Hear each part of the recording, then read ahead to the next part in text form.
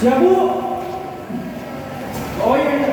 Kejaksaan Tinggi NTB kembali menangkap satu tersangka kasus dugaan korupsi kredit usaha rakyat atau KUR petani sapi salah satu bank syariah milik negara pada Rabu, tanggal 18 Desember tahun 2024.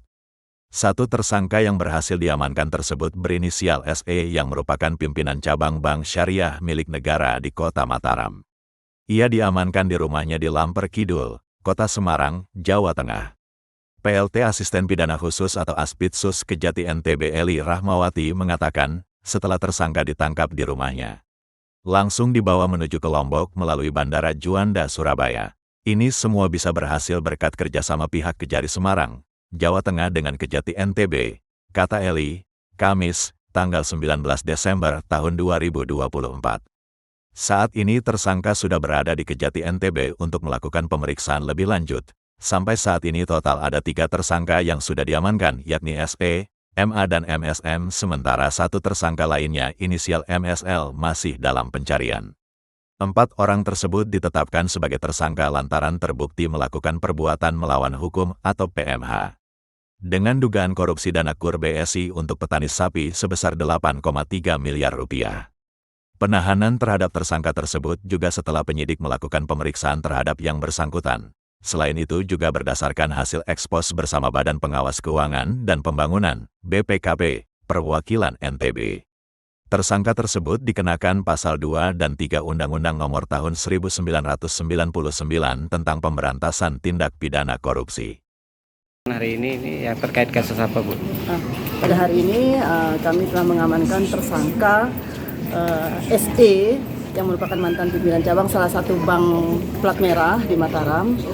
Kami terbangkan dari Semarang ke sini. Ini semua bisa berhasil berkat kerjasama pihak Kepala Kejaksaan Tinggi Jawa Tengah beserta jajaran Asintel Aspidsus serta Kejaksaan Negeri Semarang dengan Kejaksaan Tinggi Nusa Tenggara Barat.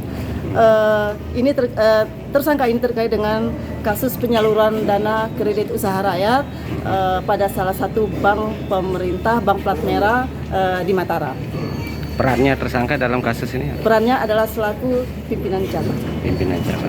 Masih ada tersangka lain yang akan dikejar, Bu? Nanti tergantung fakta persidangan. Dalam kasus ini sudah ada 4 kita tetapkan tersangka dan sudah ada 2 yang kami sudah tahan. Ya, ini yang ketiga. Ya, kami jajaran Kejaksaan Tinggi akan terus melakukan semaksimal mungkin melakukan penegakan hukum sesuai dengan aturan hukum yang telah ditentukan.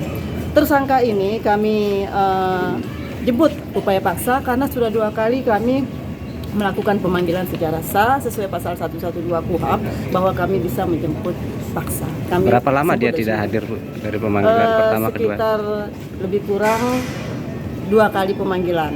Ya. Siap. Terima Hari ini semalam kami tanggal 18 Desember melakukan penangkapan terhadap tersangka SE dalam kaitan perkara penyaluran dana KUR untuk pengadaan sapi. Tersangka kami amankan setelah 2 kali kami lakukan panggilan secara patut tidak hadir. Kemudian pejabatan yang bersangkutan adalah pimpinan cabang dari Bank Plat Merah.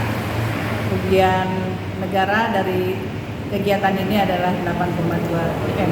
Kalau perannya tersangka ini? Perannya tersangka dalam penyaluran KUR ini tidak melakukan SOP sebagai mestinya dalam dunia perbankan. Terhadap perkara ini 3 sudah kami lakukan penahanan, tinggal 1 orang yang belum kami lakukan penahanan.